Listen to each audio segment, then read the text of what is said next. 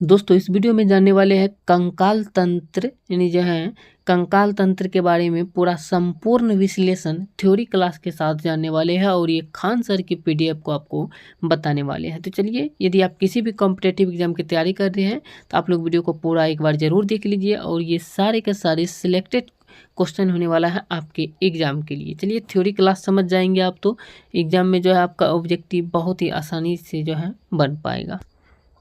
तो यहाँ से देख सकते हैं एस्केलेशन यानी सिस्टम यानी कंकाल तंत्र देख सकते हैं और कंकाल तंत्र से जुड़े आपको एक भी क्वेश्चन नहीं छूटने वाला है यदि आप वीडियो को पूरा देख लेते हैं तो और इसके पूरा जो है थ्योरी क्लास देख लेते हैं। तो चलिए आपको जो है शुरू से लेकर के अंतिम तक बताने वाले हैं। सबसे पहले ये देख लीजिए, यहाँ पे दिया गया है ये खान ग्लोबल स्टडीज का यहाँ पे बैकग्राउंड में थंबनेल लगा देख सकते हैं खान ग्लोबल स्टडी। ये खान सर की पीडीएफ का जो है ये आपको जो है ये बताने वाले हैं। तो चलिए खान सर की पीडीएफ का बताने वाले हैं, खान सर के द्वारा ये लिखा गया है और आपको बताते हैं। यहाँ से सबसे इम्पोर्टेंट पहला पॉइंट है कि कंकाल हमें सीधा खड़ा रखता है, अतः यह हमें स्थिरता प्रदान करता है। कंकाल की मदद से जीव जंतु आसानी से गति करते हैं। कोई भी जो जीव जंतु होता है, मानव जो होता है, जो भी चीज होता है उसमें कंकाल पाया जाता है, इसीलिए वो जो होता है खड़ा हो पाता है। जैसे ये है बाघ है, इस तरह कुत्ता है, सांप है, सब में जो है कंकाल पाया जाता है, तभी ये जो है खड़ा हो पाता है और ये गति कर पाता है, यानी इधर उधर जो है चल पाता है, ये कंकाल के मदद से ही। आगे बात करें तो कंकाल जो होता है ये दो प्रकार से होता है। कंकाल के दो प्रकार हैं, बाह्य कंकाल, दूसरा आंतरिक कंकाल। आंतरिक कंकाल और बाह्य कंकाल, ये कंकाल दो प्रकार का होता है। सबसे पहला है बाह्य कंकाल। तो बाहरी कंकाल यानी जिसे कहा जाता है, तो बाहरी कंकाल के बारे में पहले विस्तार से समझ लेते हैं। तो बाहरी कंकाल जो होता है यह शरीर के बाहर पाया जाता है तथा अत्यधिक कठोर होता है, यह शरीर को रक्षा प्रदान करता है। तो बाहर में जो कंकाल जो होता है, यानी शरीर के जो बाहरी में कंकाल होता है कोई भी शरीर के, तो बाहरी कंकाल जो होता है ये बहुत ही कठोर होता है और ये शरीर की रक्षा भी करता है और ये बाहर में पाया जाता है, शरीर के किसी भी जीव के शरीर के जो है बाहर में पाया जाता है बाहरी कंकाल। नाम से पता चल रहा है बाहरी कंकाल बाहर में पाया जाता है और कठोर भी होता है। आगे बात करें तो बाहरी कंकाल जो होता है ये मृत कोशिकाओं का बना होता है तथा इनमें कोई रक्त संचार नहीं होता है, इसके अंतर्गत बाल नाखून आते हैं। तो बाहरी कंकाल जो होता है ये मरा हुआ कोशिका से बना होता है, जिसके कारण इसमें जो होता है कोई भी रक्त प्रवाह नहीं होता है और ये इसमें आ जाता है, जैसे बाल हो गया, नाखून हो गया, ये सब आता है।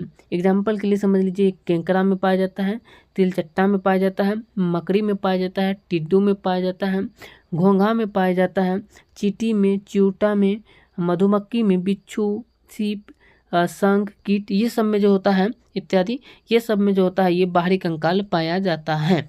चलिए आगे बात करते हैं। यहाँ पे इम्पोर्टेंट पॉइंट और है कि कछुआ की पीठ पर बाहरी कंकाल तथा पैर एवं पूंछ में आंतरिक कंकाल होता है। यानी कछुआ जो होता है ये कछुआ, इसके ऊपर में जो ये मजबूत वाला भाग होता है कठोर वाला, ये बाहरी कंकाल ही कहलाता है। आगे बात करते हैं, आप देख सकते हैं आंतरिक कंकाल के बारे में अब बता देते हैं। आंतरिक कंकाल, आंतरिक कंकाल जो होता है यह शरीर के अंदर मांसपेशियों के नीचे होता है और यह शरीर के आंतरिक अंगों की रक्षा प्रदान करता है। जैसे एग्जाम्पल में मानव में, बकरी में, गाय में, कुत्ता में इत्यादि, ये सब में पाया जाता है। आंतरिक कंकाल जो होता है ये शरीर के अंदर में पाया जाता है, जैसे शरीर किसी भी चीज़ का हुआ उसके अंदर में जो पाया जाता है वो आंतरिक कंकाल कहलाता है और ये अंदर की जो अंग होता है उनका रक्षा प्रदान करता है, इसके ऊपर में मांसपेशी सब पाया जाता है। ये आंतरिक कंकाल जो होता है ये मानव में पाया जाता है, बकरी में पाया जाता है, गाय में, कुत्ता में इत्यादि, ये सारे जीव में जो होता है बाहरी यानी जो है आंतरिक कंकाल भी पाया जाता है। आगे बात करें तो आंतरिक कंकाल के बारे में, यहाँ पे देख सकते हैं कि कंकाल का जो है तो होता है, कंकाल तंत्र अस्थि और उपास्थि दोनों से मिलकर बना होता है। कंकाल तंत्र कोई भी जो होता है ये अस्थि से और उपास्थि, अस्थि और उपास्थि दो चीज़ आया, अस्थि और उपास्थि ये दोनों से मिलकर के बना होता है। कंकाल को मुख्य रूप से दो भागों में बांटते हैं कंकाल को, जिसमें पहला है उपास्थि और दूसरा है अस्थि। पहला उपास्थि, दूसरा अस्थि। सबसे पहले उपास्थि के बारे में जान लेते हैं, फिर अस्थि के बारे में बताएंगे। उपास्थि जो होता है यह मुलायम होता है क्योंकि इसमें केवल कैल्शियम सल्फेट पाया जाता है। कैल्शियम सल्फेट का सूत्र CA3PO4 पावर यानी इंटू 2, ये जो होता है कैल्शियम सल्फेट का फार्मूला है और इसमें कैल्शियम कार्बोनेट नहीं पाया जाता है और उपास्थि जो होता है कोड्रियोब्लास्ट कोशिका से बनी होता है। ये उपास्थि की बात करें तो उपास्थि जो होता है ये मुलायम होता है और इसमें केवल कैल्शियम सल्फेट पाया जाता है, कैल्शियम कार्बोनेट इसमें नहीं पाया जाता है उपास्थि में। और ये जो होता है उपास्थि जो होता है ये कोर्डियोब्लास्ट कोशिका से बना होता है।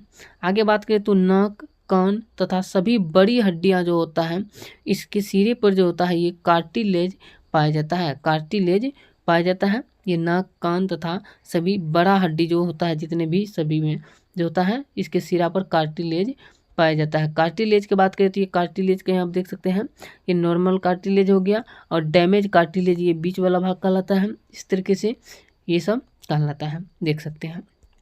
चलिए कार्टिलेज के बारे में अब जान गए। अब कार्टिलेज के बारे में यहाँ पे थोड़ा जाने तो और कि लिखा गया कार्टिलेज के बाहरी लेयर को जो होता है पेरिकोन्ड्रियम कहते हैं। ये कार्टिलेज के बाहरी लेयर को जो होता है। आगे देख सकते हैं, चलिए और भी बताते हैं। अब अस्थि के बारे में, उपास्थि के बारे में जान लिए, अब थोड़ा अस्थि के बारे में जान लीजिए। अस्थि जो होता है दूसरा प्रकार है अस्थि। अस्थि जो होता है जिसे बोन कहा जाता है, हड्डी, अस्थि कोण, और यह अत्यधिक कठोर होता है क्योंकि इसमें कैल्शियम सल्फेट तथा कैल्शियम कार्बोनेट दोनों पाया जाता है। अस्थि जो होता है यानी हड्डी जो होता है बोन, इसमें ये कठोर होता है क्योंकि इसमें कैल्शियम सल्फेट भी पाया जाता है और कैल्शियम कार्बोनेट भी पाया जाता है। उपास्थि में जो था, उपास्थि में कैल्शियम सल्फेट तो पाया जाता था लेकिन कैल्शियम कार्बोनेट नहीं पाया जाता था, इसमें दोनों पाया जाता है।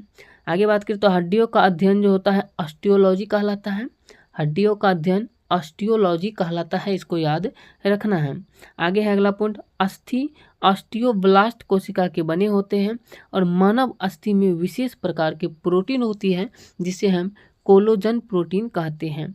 तो मानव के जो यानी जो है मानव अस्थि जो होता है, मानव में जो बोन होता है अस्थि, उसमें एक विशेष प्रकार का प्रोटीन पाया जाता है जिसे हम कोलोजन प्रोटीन कहते हैं, कोलोजन प्रोटीन कहते हैं उसे जो है। और ये अस्थि जो होता है ये ऑस्टियोब्लास्ट कोशिका का बना होता है अस्थि। आगे बात करें तो अस्थि में जो होता है ओसिन नामक प्रोटीन पाया जाता है। अस्थि में ओसिन नामक प्रोटीन पाया जाता है और अस्थियों में रक्त नलिकाएं और तंत्रिका तंत्र पाए जाते हैं। अस्थि में जो होता है ओसिन नामक प्रोटीन पाया जाता है और अस्थियों में रक्त नलिकाएं और तंत्रिका तंत्र पाए जाते हैं। आगे बात करें तो अस्थियों में जो होता है 50% जल पाया जाता है और 50% कार्बनिक पदार्थ पाया जाता है, ये अस्थि में जो होता है। लेकिन उपास्थि में तंत्रिका तंत्र और रक्त नलिका नहीं होती है। उपास्थि में तंत्रिका तंत्र और रक्त नलिका दोनों नहीं होता है उपास्थि में, लेकिन भोजन और ऑक्सीजन की आपूर्ति लसिका के द्वारा होती है उपास्थि में जो होता है ये। आगे बात करें तो मानव शरीर में जो है उपास्थियों के पिन्ना, नाक की हड्डियों, श्वास नलियों के बीच एवं हड्डियों के संधि स्थल पर पाए जाते हैं। और अगला पॉइंट है 25 से 30 वर्ष की अवस्था में हड्डियों का घनत्व अधिक होता है।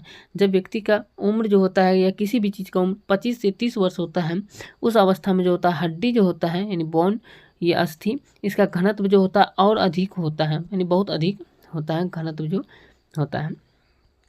आगे बात करें तो आगे देख सकते हैं यहाँ पे दिया गया है कि जन्म के समय हड्डियों की संख्या जो होता है ये 270 से 310 के बीच होती है, अर्थात जन्म के समय औसत हड्डियों की संख्या 300 होती है। यहाँ पे देखिए तो 270 से 310 कहा जाता है, लेकिन औसत में अगर माने तो 300 कहा जाता है जो होता है जन्म के समय हड्डियों की संख्या।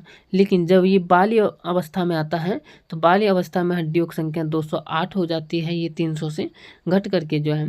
और वयस्क मानव के शरीर में जो होता है हड्डियों की संख्या 206 होती है कुल। वयस्क मानव के शरीर में कुल हड्डियों की संख्या 206 होती है, लेकिन बाल्य अवस्था में हड्डियों की संख्या 208 होती है। एक अगर पूछा जाएगा बाल्य अवस्था में हड्डियों की संख्या तो 208, और वयस्क अवस्था में जो पूछा जाए तो वयस्क अवस्था में मानव शरीर में हड्डियों की संख्या जो होता है ये 206 होती है। और आगे बात करें तो यहाँ पे समझ लीजिए अस्थि और अस्थि को जुड़ने से लिंगामेंट कहलाता है।